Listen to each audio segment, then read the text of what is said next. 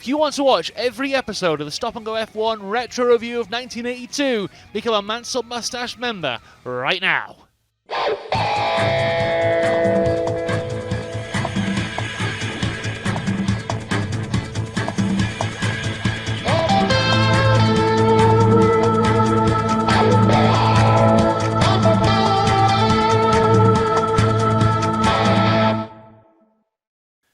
It's the 15th of August 1982. Come On Eileen is still the UK #1 and E.T. is still their biggest film in the world. And in Germany they are trying out a new type of storage disc called a compact disc or CD. Apparently you'll be able to store music on it. Personally, I don't see it ever catching on. Anyway, it's time for the Austrian Grand Prix of 1982. The big news of the week, though, surrounds 1983, with Didier Pironi still in hospital and his Formula One career looking very, very unlikely. Ferrari have made the announcement that next year, René Arnoux shall be joining the team. Arnoux currently sits 6th in the championship and has won one race this year, the French Grand Prix, which he won in slightly controversial fashion after ignoring team orders to let his teammate Alain Prost through.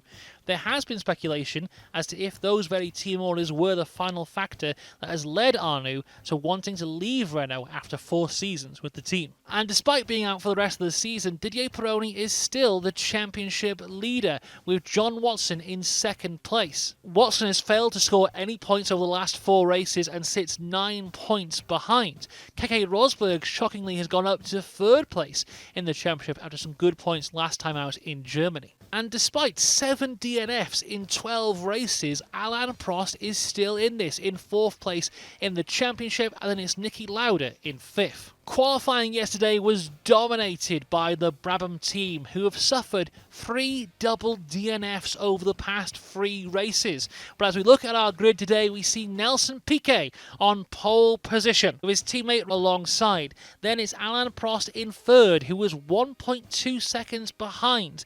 Then newest race winner Patrick Tambay alongside him. Tambay's future teammates René Arnoux lines up behind him in 5th. Then it's Keke Rosberg in 6th and Elio De Angelis in 7th. Alboreto is 8th and Derek Daly in 9th. Then it's Austria's home hero Niki Lauda completing the top 10 on his first home Grand Prix of his return. Outside the top 10, it's the amazing Andrea De Cesaris in 11th and Nigel Mansell in 12th, his best qualifying since he broke his wrist back at the Canadian Grand Prix. Championship challenger John Watson is down in 18th, making it 5 races in a row where he hasn't qualified in the top 10. Jean-Pierre Jarier has failed to qualify for the first time since the Monaco GP, and Elio Salazar, who was punched in the face by Nelson Piquet last time out, was 7.6 seconds slower than him yesterday and also failed to qualify. And now we hand over to Murray Walker and James Hunt to talk us through the start of this race. And oh my, would you look at the time? It's time for the amazing Andrea De Cesaris. The amazing Andrea De Cesaris. Then Prost and Tambay, and they're away. And coming through from the back is Keke Rosberg, who has already passed it there. There's a trouble straight into the Armco. Can't identify him for the moment. But as they surge away, let's have a close look. There's 2 cars identified there, and a 3rd one going off on the side. A 4th joining from the pit road as he's gone out wide. And we will identify as quickly as we possibly can. We're looking up the track while I talk to you, but can't see them properly. But it looks already as though 4 cars are out on lap 1. So we can confirm it's Daly, Giacomelli and De Cesaris all out at the start of this race. We are going to see a replay momentarily, but if we look at the front now, it is Piquet leading, but Patrese is all over the back of him. I sure hope we don't miss a move for the lead because we're looking at a replay. And here is a replay of the start. Now let's try and identify the cars for you. Yes, Rosberg, you see on the top right-hand corner of the picture, made a terrific start. Rosberg going up against the pit wall. And then just as a tangle about now, we've got a couple of cars, here we are, a collision, maybe it's an Alpha. And there's a puncture on Tambay on the Ferrari. He's trying to get the car around to the pits, and Alboreto has hit the barrier. He's parked against things, so it looks as if there's been some sort of action, but we've missed the main excitement. Well, we can tell you, we think almost certainly that the two cars that went out on lap 1 were the two Alfa Romeos of Giacomelli and De Cesaris. And with Patrese now leading from Nelson Piquet, we can see that Patrick Tambay with a shredded tyre is out, that Michele Alboreto is out, the leaders go past, and in third position it is Prost behind, then Arnoux in fourth position, De Angelis in the John Player Special is in fifth place, in sixth place is Nigel Mansell, seventh is Rosberg, and in eighth position it is Derek Warwick in the Tolman. So it's been a mad couple first laps here. I've got my notes here of who is out. It's Bruno Giacomelli, Derek Daly, the amazing Andrea De Cesaris, Rupert Keegan and Michele Alboreto all out. Tambay has had a puncture but is still in the race, albeit a lap down. And Riccardo Patrese has taken the lead from Nelson Piquet.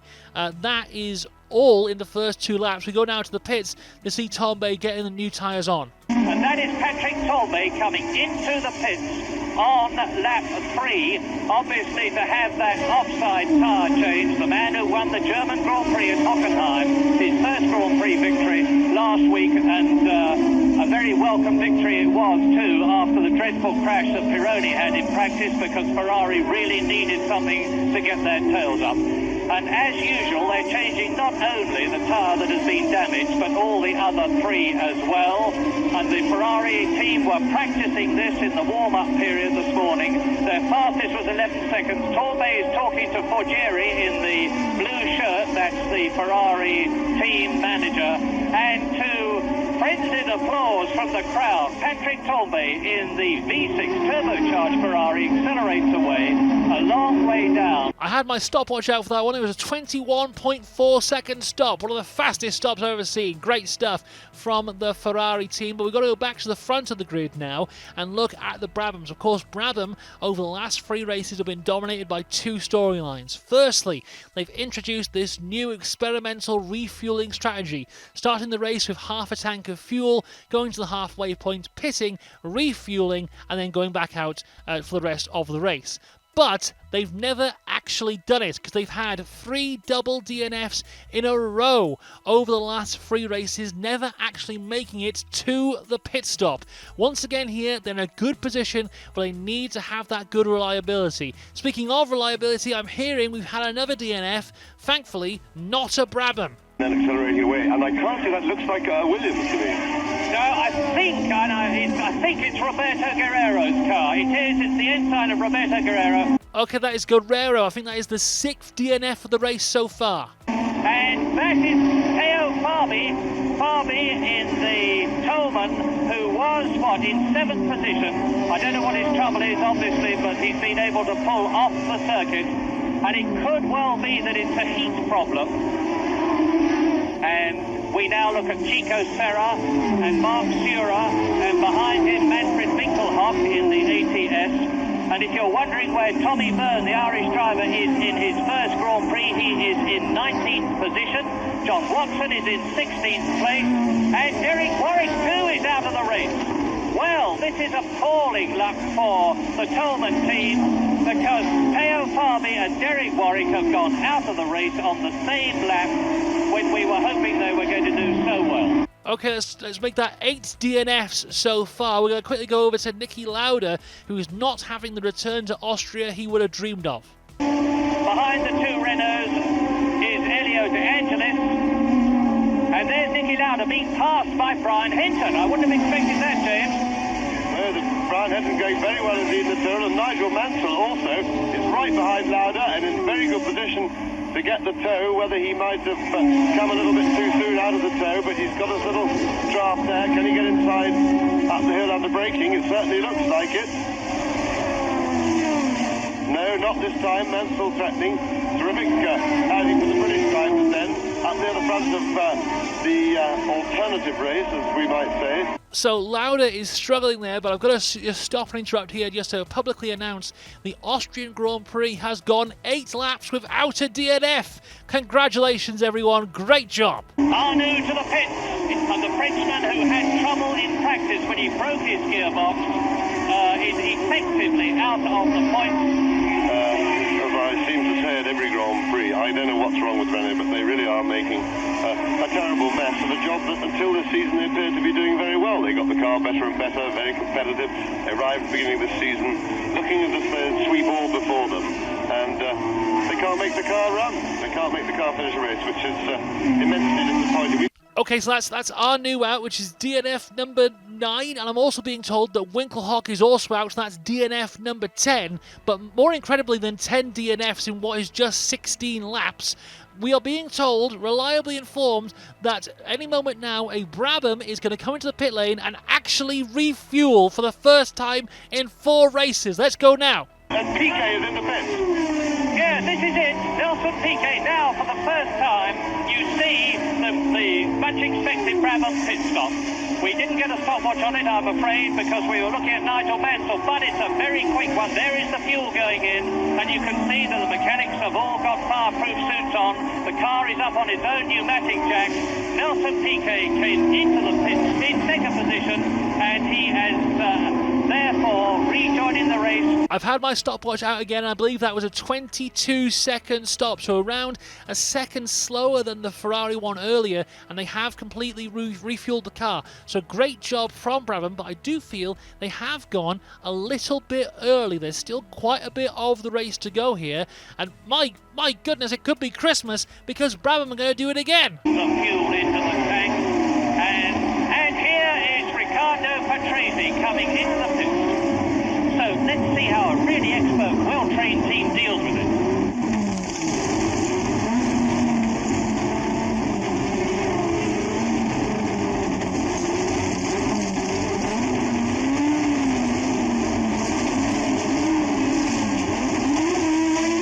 And it has been done sensationally quickly, because it took only 14 seconds from the time the wheel stopped to the time the wheel started turning again, and Patrese has not only gone through, but he has retained his lead. 14 seconds that one was. Unbelievable stuff from the Brabham team, and he's kept the lead. Brabham doing an incredible job here, rewriting the rules of Formula One in front of our very eyes. Surely every Formula One team up and down the grid must cop onto this strategy immediately after this race. It's doing them incredibly well. Surely nothing can go wrong from Brabham from here on out. Finish on our hands. Patrase's pit stop, I haven't seen. Yes, but that is Patrese off. Patrese off in the lead, and the crowd floods forward, and now sensation, I guess maybe, and I am hypothesizing, he looks all right, that his tyres were not yet warm, but it seems very surprising. He's been going hot and strong for quite a while. Anyway, it's now all up to Nelson Piquet, who is therefore up into third position immediately, and once again it is a Renault leading a Grand Prix with Riccardo Patrese sensationally out of the race on lap 29 out of 53. Well, here is a replay of Patrese going off.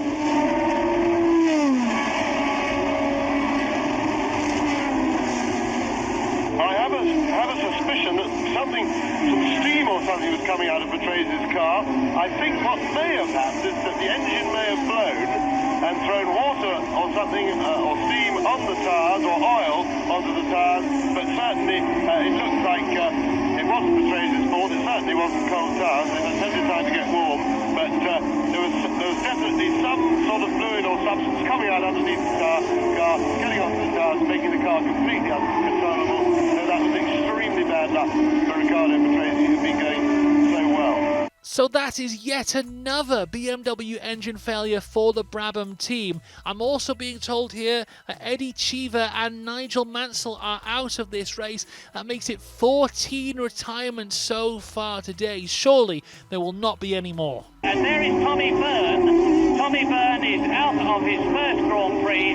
It looks to me as though he spun off, because look at the nose of the car. Okay, make that 15 retirements today. Chicane, and that's just clear of the pit. So Piquet is running backwards into the pit. Yes, I think he's just parking it out of the way to get it off the circuit, yeah. And get everything nice and neat and out of danger's way for other cars, of course. Okay, make that 16 retirements today, because for the 4th race in a row, it's a double DNF for Brabham. There is Brian Hinton. Okay, 17 retirements today. Right, let me just quickly run through the order because I have no idea where anyone is right now. Prost leading the race, then is Elio De Angelis, followed by Rosberg, Lafitte, Lauda, then Baldi in the last points paying position as it stands. Then there are now only 3 cars still in this race who are not actually in the points. They are Watson, Tombe and Serra. Alan Prost, and there is Nicky Lauda. Is it, or is it John Watson? It's John Watson, in fact, going very slowly, headed for the pits by the look of things. So Watson's in trouble, can't see what's wrong, but he doesn't appear to be hurrying into the pits. So, by the way he's cruising around, that looks sadly to be the end of John Watson's race. Retirement number 18 of the day and the 5th race in a row that John Watson has not scored any points, despite the fact that his title rival is sat in a hospital bed right now. John Watson has not been able to close the gap at the top of the championship. And that is Prost's car. The Renault is in flames. The race leader is out. Alain Prost, it's happened yet again. First of all, Arnoux out, now Prost out, and we're going to have Elio De Angelis or Keke Rosberg winning the Austrian Grand Prix. What incredible drama. Well, there we go, and that looked like blown turbochargers. Alan Prost very disappointed, very angry with the car. Retirement number 19 of the day and Prost's 8th retirement of the year, and from what was quite a comfortable lead in this race, but it now makes it incredibly interesting. Our top 3: Elio De Angelis, who has never won a race, Keke Rosberg, who has never won a race, and then Jacques Lafitte is 3rd. He won here last year, but so far this season has only scored 1 point all year. Behind Lafitte is Patrick Tombe, who took his first win last time out. Then behind Tombe is Nicky Lauda, the home hero here in Austria. And as we start the final lap, it's already been proven here multiple times that anything could happen. And the gap, as they do that, is 1.64 seconds. Yes, well, I don't think if De Angelis keeps cool, he's not going to have to get wide because he's got enough lead to keep it, keep the gap going. But Rosberg is really charging, and De Angelis has got just about enough air to keep that gap for the rest of the lap. But what an exciting finish of the Grand Prix. Rosberg is imperceptibly closing. Any minute now, Rosberg coming in fast into the corner, he's giving it everything, and now Rosberg is close enough, he's beginning to feel the effect of the toe from De Angelis' car. He is in fact close enough, and now Rosberg's in position just about to have a go. He is going to be able to catch him before the end of the lap. Fantastic finish. Well, let's see. Rosberg right with De Angelis now. One of these two is going to win the Austrian Grand Prix. They go into the Bosch curve for the last time. I can tell you that the whole Lotus team and the whole Williams team are crowding the pit rail. It's going to be one of the closest Grand Prix finishes for a long, long time. Into the Texaco bend. 140 miles an hour. On the left, De Angelis leading. On the right, Rosberg second. Well, Rosberg's only chance is a do-or-die manoeuvre into the last corner, and he's coming out quicker through there. He's getting the toe. Can he get inside now? De Angelis taking the inside line. Rosberg getting the toe. Rosberg should try the outside. Oh, fantastic stuff. De Angelis gets him well blocked. That's very excusable on the last lap, but Rosberg's coming at him. He's going to finish side by side, and De Angelis has just held it. So as we cross the line, Elio De Angelis wins his first ever Formula 1 Grand Prix by just 0.05 of a second, and it's the first win for the Lotus team in 4 years. He also becomes the 9th different winner this season to equal the 1975 F1 record. Keke Rosberg is an impressive 2nd place, which moves him to 2nd in the championship standings, just 6 points off of Pironi, and Jacques Lafitte gets his first podium of the year in 3rd. Patrick Tombe is 4th despite a puncture on lap 1. Nicky Lauda is 5th. Baldi is 6th to get the last point. Chico Serra is the only driver to finish today and not get any points, as we've had a total of 19 DNFs. And after an incredible race like that, make sure we see you next time for the Swiss Grand Prix of 1982.